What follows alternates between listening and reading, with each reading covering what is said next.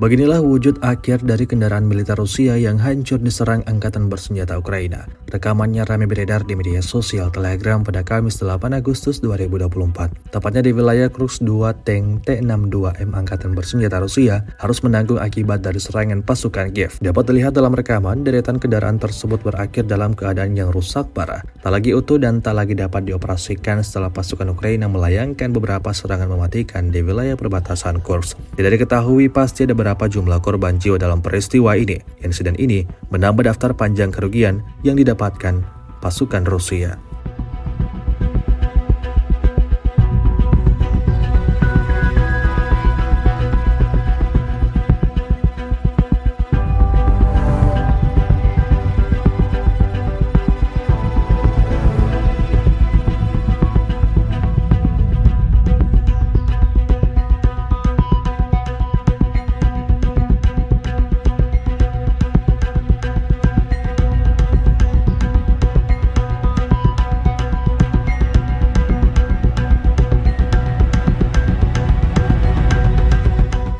Download Tribun X sekarang, menghadirkan lokal menjadi Indonesia.